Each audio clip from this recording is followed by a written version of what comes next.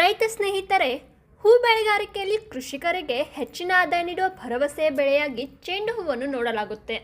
ಚೆಂಡು ಹೂವಿನ ಕೃಷಿಯಲ್ಲಿ 25% ಭಾಗವು ರೈತರ ಯೋಜನೆಯ ಮೇಲೆ ಅವಲಂಬಿತವಾಗಿರುತ್ತದೆ ಮತ್ತು 75% ಭಾಗವು ಬೆಳೆಯ ತಳಿಯ ಮೇಲೆ ಅವಲಂಬಿತವಾಗಿರುತ್ತದೆ.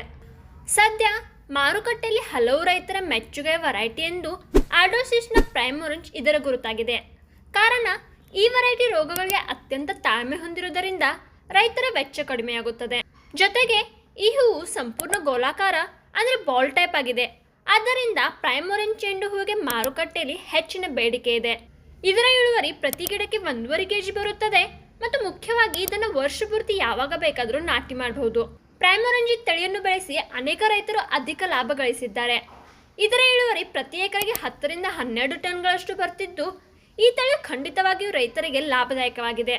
ಆದ್ದರಿಂದ ರೈತ ಮಿತ್ರರೇ, ನಿಮ್ಮ ಸರಿಯಾದ ಯೋಜನೆಗೆ ಪ್ರೈಮ್ ಆರೆಂಜ್ ತಳಿಯ ಬೆಂಬಲ ಸಿಕ್ಕರೆ ನೀವು ಕೃಷಿಯಲ್ಲಿ ಹೆಚ್ಚಿನ ಲಾಭ ಗಳಿಸಲು ಸಂದೇಹವಿಲ್ಲ.